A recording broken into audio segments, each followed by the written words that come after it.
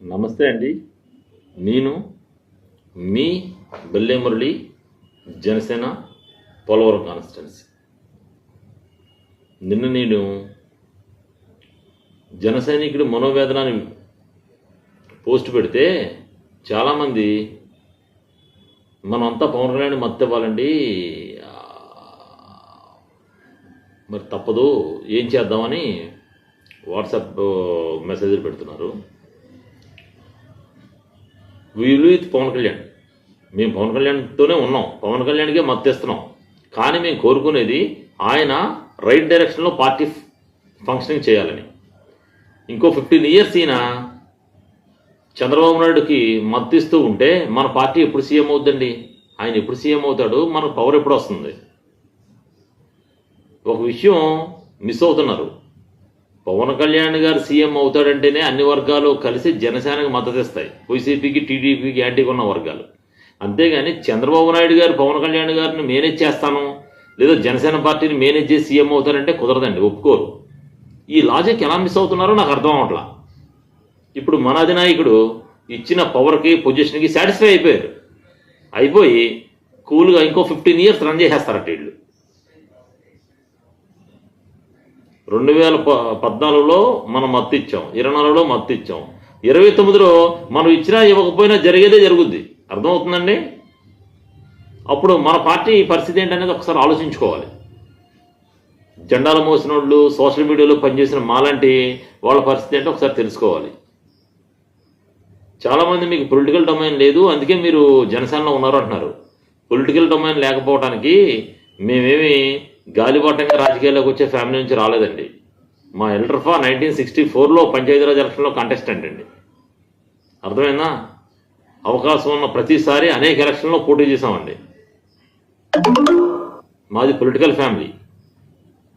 నేను జాబ్ చేస్తున్నాను, మాది పొలిటికల్ ఫ్యామిలీ, అది మర్చిపోవద్దు. పవన్ కళ్యాణ్ గారి ఫంక్షనింగ్ స్టైల్ మారాలి. పార్టీలో ఉన్న ఒక వర్గం నిజమైన కార్యకర్తల్ని, జనసేన పార్టీ పవర్లోకి రావాలనుకున్న వాళ్ళని పార్టీ నుంచి పంపించడానికి ఒక ప్లానింగ్తో ఉన్నారు. మేమేమి పార్టీ మీద బతికేవాళ్ళం కాదు.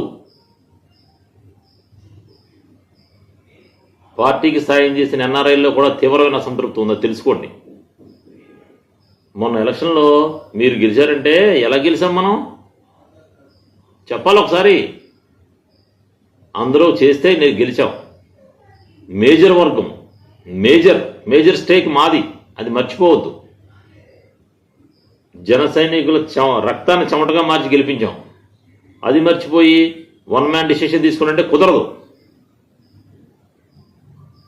తెలుగుదేశం పార్టీని వ్యతిరేకిస్తానికి భయపడే మీరు ఇంకా ఫ్యూచర్లో పార్టీని డెవలప్ చేస్తారు.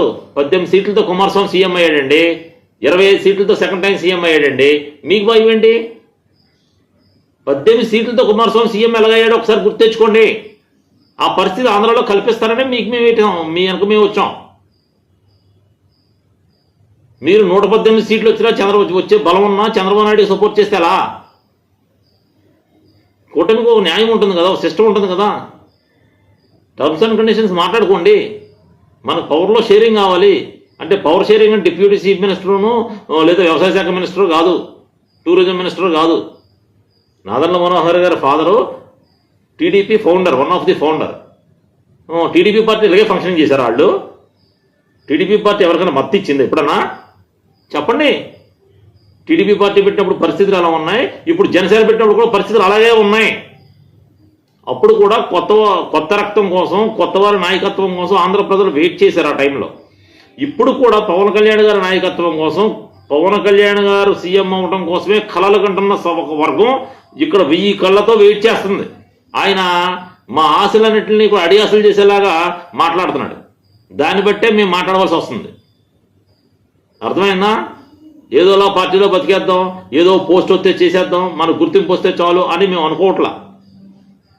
మా ఎయిము మనం పవర్లో రావాలి, పవన్ కళ్యాణ్ గారు పవర్లోకి రావాలి.